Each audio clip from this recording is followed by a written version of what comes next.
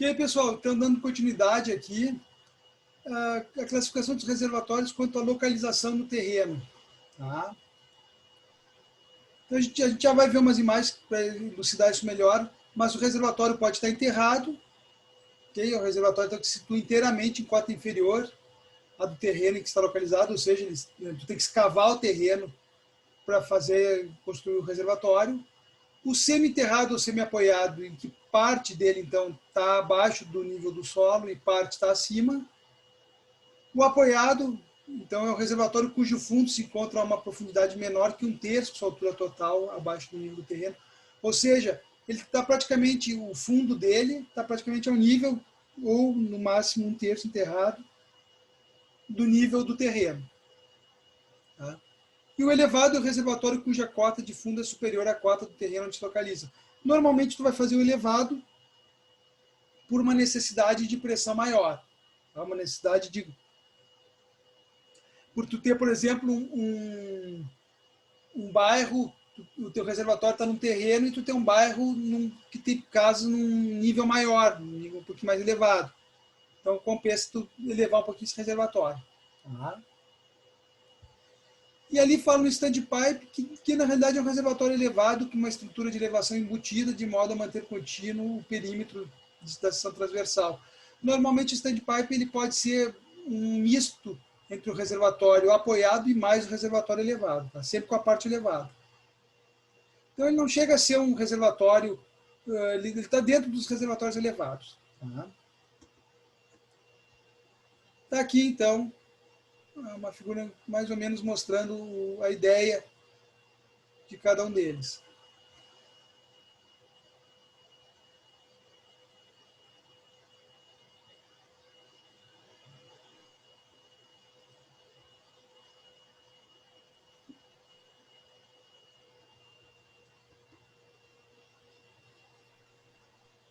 Aqui, então, outra imagem e algumas fotos aqui, então. Aqui são standpipes, essas imagens aqui dessas fotos aqui, tá? E aqui para a gente ter uma ideia, então, enterrado, semi-apoiado, apoiado, elevado e o standpipe, que é o fechadinho. Tá? Os tipos mais comuns são os semi-enterrados ou apoiados, né? E os elevados. Normalmente os elevados com volume menor, tá? Por causa do custo para fazer essa estrutura, então, essa estrutura aqui de pilares e vigas de concreto. Então, ou metálico também, estrutura metálica também pode ser feito, quando o reservatório é um pouco menor. Os elevados são projetados para quando há necessidade então, de garantia de uma pressão mínima na rede e as cotas do terreno disponíveis não oferecem condições para que o mesmo seja apoiado ou semi-enterrado. Aqui estão alguns reservatórios enterrados. Okay? Então, reservatório enterrado, pessoal, construtivamente, o que a gente tem que pensar? Primeiro, a questão da umidade do solo. Tá? A vantagem dele, em regiões muito quentes, ele pode manter a temperatura da água, que pode ser uma coisa favorável, até para evitar daqui a pouco que essa água entre em ebulição, alguma coisa assim, e aí cause cavitação nas bombas, ou mesmo para trabalhar com temperaturas muito altas, isso falando em regiões quentes mesmo. Tá? Por outro lado, então, a gente tem que cuidar bem a questão da estanqueidade das paredes desse reservatório, também tem que cuidar, assim, as inspeções dele, okay? Para ninguém ter acesso, daqui a pouco as pessoas, eles são em terrenos que muitas vezes não tem nenhum guarda, nem nada, então daqui a pouco as pessoas têm acesso e pode se tornar perigoso, ou também fica mais fácil para vandalismo. Aqui os semi-enterrados já são mais usuais, tá? É bem mais comum nos sistemas de abastecimento os semi-enterrados e os apoiados, que são esses daqui. Esses são os reservatórios apoiados. Também, como eu disse, questões construtivas, tem que cuidar. Tá? Se, por um lado, o enterrado ele tem a questão da estanqueidade, está em contato com o solo, né? Esse solo tem umidade, pode dar problema de filtração nas paredes. O reservatório enterrado ele tem uma vantagem. Ele tem do lado externo uma parede fazendo empuxo contrário, né?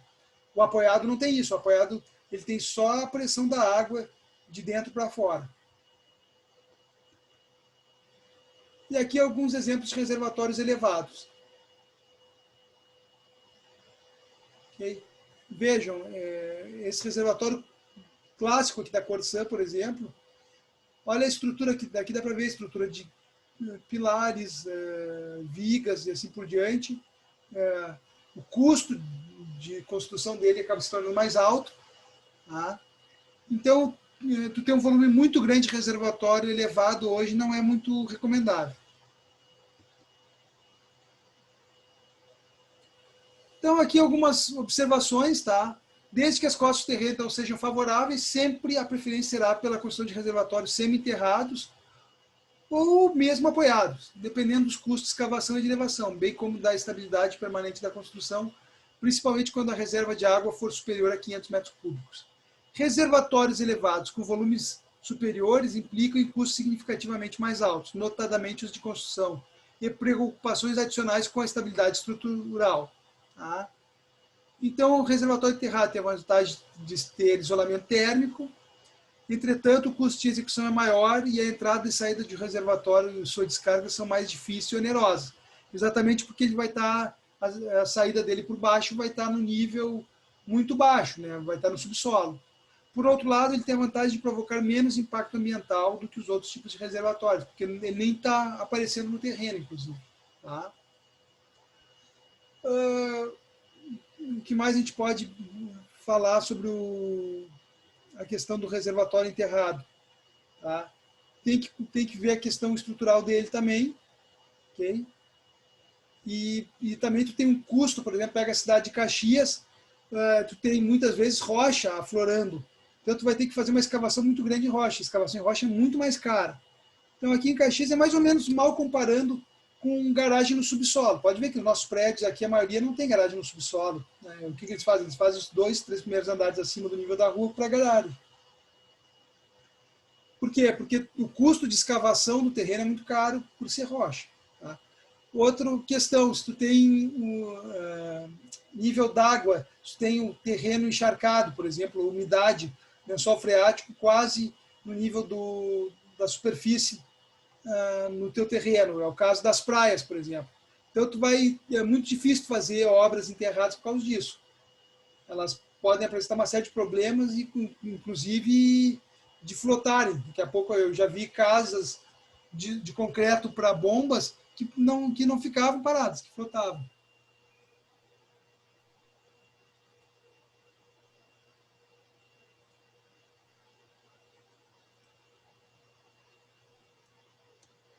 Então, via de regra, os reservatórios semi-enterrados e apoiados são mais fáceis de se construir. No entanto, normalmente necessitam de um isolamento térmico adequado.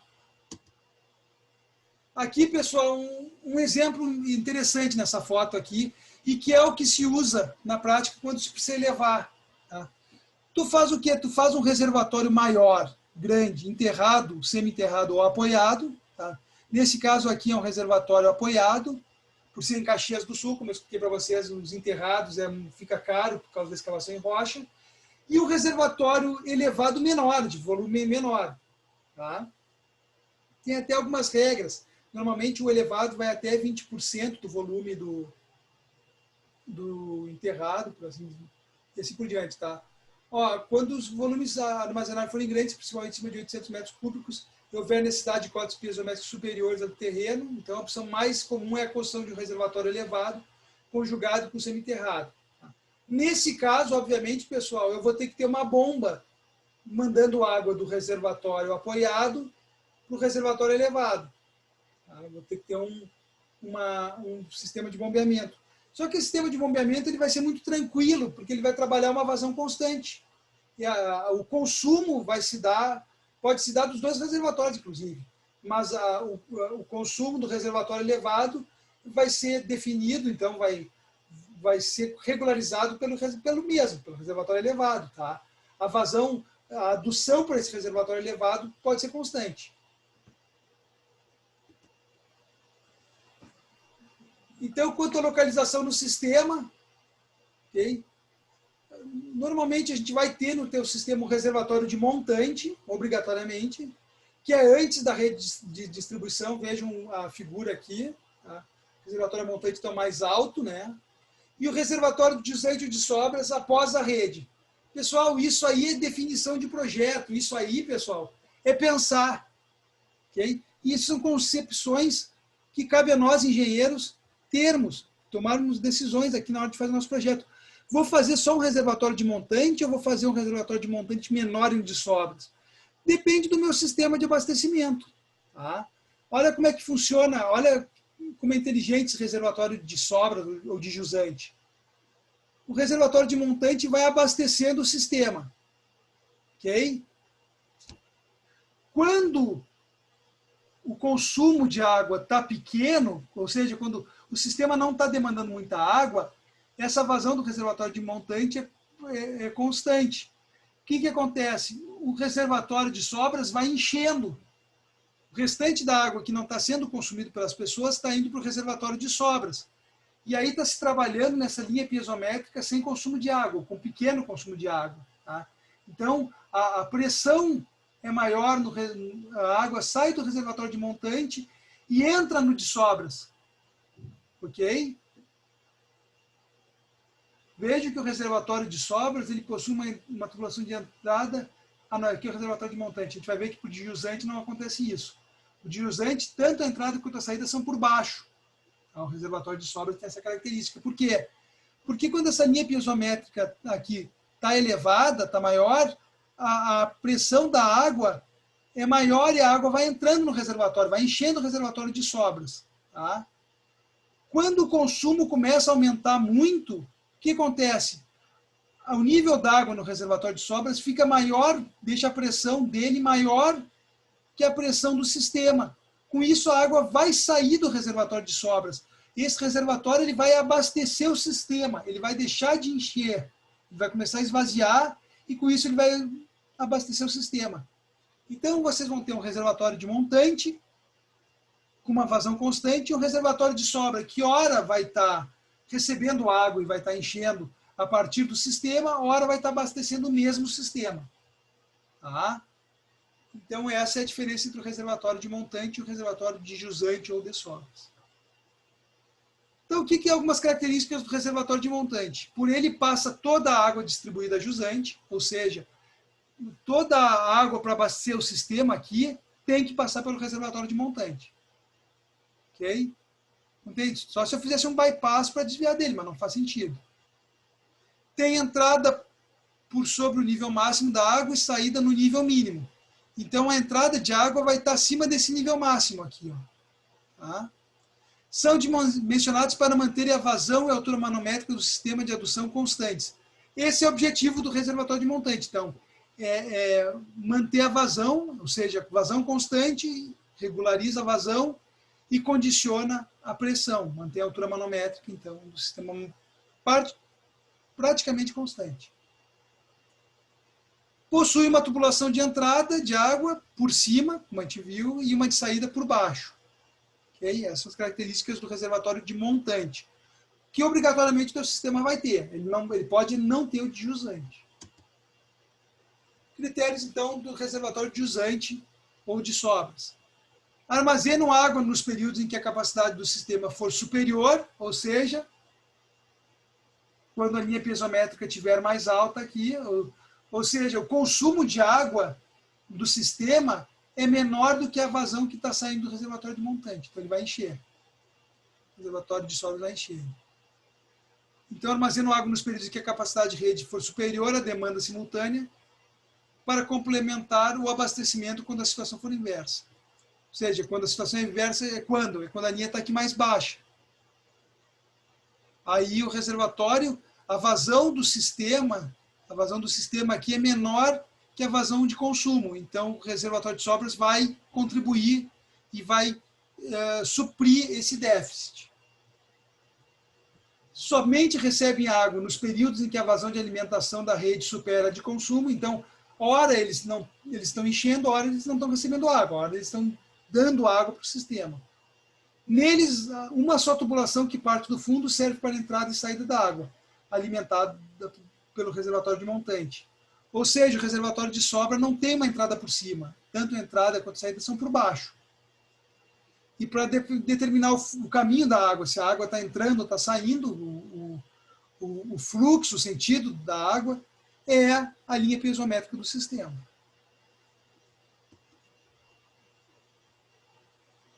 Então, aqui alguns exemplos, tá? Aí são definições de concepção de projeto. Se eu tenho terreno mais alto, eu posso usar um reservatório de montante, abastecendo, tanto no plano estático, ou seja, pressão estática, quando não tem consumo, quanto no plano dinâmico, pressão dinâmica. Se eu não tenho um caimento, não tenho terreno com elevação, eu faço um reservatório elevado. Posso estar conjugado a isso um reservatório de apoiado também.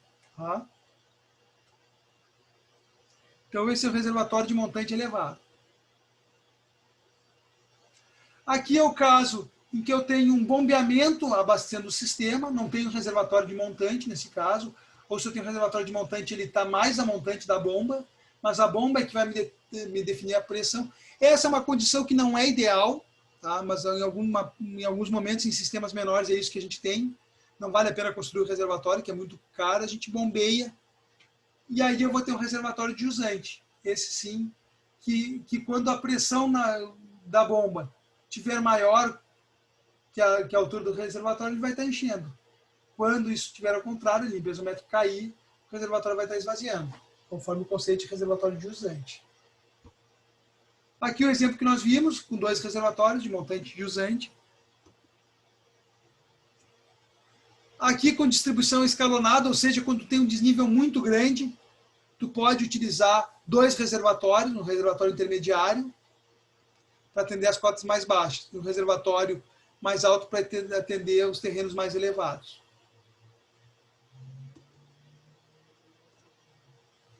Classificação dos reservatórios, então, quanto à localização do sistema de abastecimento. Então, aqui só para dar um exemplo do standpipe, com 2 espaços úteis. Um que seria equivalente a um reservatório apoiado e outro reservatório elevado. Então, é o caso aqui. Atualmente, também estão disponíveis modelos de reservatórios com 2 ou 3 compartimentos verticais, permitindo atender diferentes zonas de pressão. Tá? Então, como é que funciona na prática esse reservatório aqui? Ó?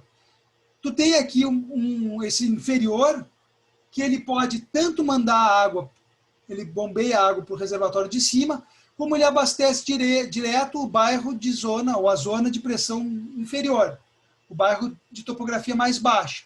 E esse aqui vai abastecer o bairro de topografia mais alta, ou seja, a zona de pressão superior, mais elevada. Tá? Com isso eu tenho uma economia. Eu não vou bombear toda a água para esse aqui abastecer o bairro mais baixo. Eu tenho um reservatório capaz de abastecer a zona de pressão inferior. Mas eu vou bombear água suficiente para abastecer a zona de pressão superior. Certo? Pessoal, quanto ao formato dos reservatórios em planta. Tá? O reservatório em planta pode ser quadrado, pode ser circular, e assim por diante. Nesse caso, qual seria o reservatório mais econômico? Deixa eu pular para cá, fica mais fácil explicar. O reservatório mais econômico, nesse caso, olhando em planta, porque aqui não nos importa a altura, né? O reservatório mais econômico em planta é aquele que te dá a maior área para o menor perímetro. Ok? Então, normalmente resulta no menor comprimento de parede, ou seja, se eu somar aqui as áreas de parede, somar aqui, aliás, o comprimento das paredes, o perímetro dessa figura, proporcionalmente tem que ver como é que ela fica em relação à área total. Que der a menor relação é mais econômico. Ok? Dividindo o perímetro por área. Só que nem sempre construtivamente é tão fácil de fazer isso, né? Por exemplo, fazer um reservatório sextavado ou octavado já pode ter um custo mais alto construtivo. Também tem que levar isso em consideração. Ok? Então, aqui falando um pouquinho da forma, a forma do reservatório deve proporcionar máxima economia global em fundação, estrutura, utilização de área disponível, equipamentos de operação e interligação das unidades. Além disso, pessoal, tem que ver que formas eu tenho disponível, que técnicas construtivas, que material vai ser utilizado, se o reservatório é metálico. Não tem como eu fazer um reservatório metálico quadrado, por exemplo, é muito complicado. O reservatório metálico tem que ser cilíndrico. Tá? Questões até de resistência da estrutura metálica, das paredes. Os formatos reservatórios enterrados, semi-enterrados e apoiados, normalmente é de forma circular ou retangular. Um quadrado é muito difícil, é normalmente realmente circular ou retangular. Entretanto, de um modo geral, não existe restrição quanto às formas dos reservatórios. Existe restrição construtiva mesmo, dificuldade de formas, de concretagem, assim por diante. O reservatório circular é normalmente utilizado como reservatório apoiado. A forma retangular é utilizada em reservatórios enterrados, semi-enterrados e apoiados. Isso não é regra, tá, pessoal? Isso é usual, é geral, é comum, mas não quer dizer que seja obrigatório. É comum construir reservatórios retangulares divididos em duas câmeras ou por uma parte interna. É o caso aqui do nosso exemplo aqui. Ó. Esse aqui é um reservatório retangular dividido em duas partes.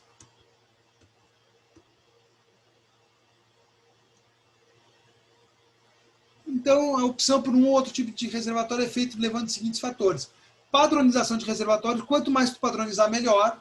Tá? A Corsan foi uns anos atrás, a Corsan, numa jogada de marketing, até eu diria, fez isso, reformou os reservatórios, construiu novos, foi pintando, foi adequando e usou mais ou menos o mesmo padrão, tá? Aquele meio sextavado, assim, um formato um pouquinho diferente. Arranjo das unidades no terreno, ou seja, a implantação dele mesmo no terreno e estudos econômicos. Sobre o aspecto estrutural, a forma cilíndrica é a mais econômica, principalmente para a questão de fechamento das paredes. A norma traz ali algumas definições quanto à forma e o material, então a forma do reservatório deve proporcionar máxima economia, isso já foi falado, e o material de estrutura deve ser escolhido após estudo técnico e econômico, que leva em consideração as condições de fundação, a disponibilidade do material na região e a agressividade da água a armazenar e a do ar atmosférico. Por exemplo, eu não vou usar um reservatório metálico na praia, a gente sabe que tem um forte problema de oxidação. Tá certo, pessoal?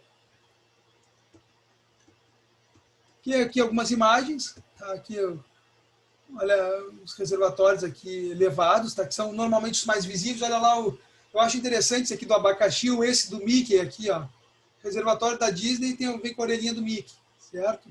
Então é uma jogada de marketing, tá? Aqui, ó, aqui deve ser na Flórida, nos Estados Unidos, onde a laranja é um fruto importante. Tá? Aqui em Doha, então, para os jogos de Doha, lá, não lembro o que foi lá, jogos que teve. Acho que não foi Olimpíada, né? Não me lembro qual foi. Aqui, outros formatos. Tá? Então, é uma jogada de marketing ali. Pessoal, eu vou encerrar agora, tá? Porque já deu o horário. E aí, na próxima aula, a gente fica só para ver questão de material. A gente vai ver os materiais mais comuns. Vocês já viram ali nas fotos, mais ou menos. Mas, basicamente, é concreto armado e o metálico, tá? Para os reservatórios grandes. Para os menores, aí pode entrar os plásticos. PAD, polipropileno. A fibra de vidro, ainda nos menores, ainda é bastante utilizada, tá? E outros materiais, como a alvenaria, por exemplo, já muito em desuso pela questão da estanqueidade. Okay? Então, os grandes reservatórios, os mais comuns os metálicos, de aço, aço vitrificado agora, e os de concreto. E nos menores, aí, os plásticos e a fibra de vidro. Aqui alguns exemplos. Você pode olhar essa apresentação, tá disponível para vocês, vocês vão ver bastante foto. E aqui algumas informações que a norma traz também, dei uma lida, isso aqui são os itens de norma, outras questões, entrada de reservatório, medição, controle, assim por saída, controle de nível e assim por diante. Ok, pessoal? Então encerramos agora, tá? Na próxima aula a gente retoma principalmente com a questão do dimensionamento do reservatório, que é bem interessante, um exercício bem bom. Eu postei para vocês, então, essa aula de hoje, um exercício, e naquela linha que eu estou também postando aulas disponíveis na internet. Eu achei bem interessante o material da Unidade Federal do Rio de Janeiro, da Universidade Federal do Rio de Janeiro, tá? Eu postei a apostila e resolvi um dos exercícios deles para vocês tentarem fazer também, tá? Tem algumas atividades. Eu estou procurando fazer isso. Claro que o material, essas imagens que eu tenho mesmo, pessoal, muitas são de mesmas apresentações da USP, de universidades aqui do Rio Grande do Sul. Isso é bem comum. Hoje, com a internet, facilita muito para a gente utilizar e como está disponível, não tem nada de mal. A única coisa é indicar a fonte. Ok? Então, bom fim de semana, tá, pessoal? E até quinta. Obrigada, prof. Igualmente. Boa Obrigado. noite.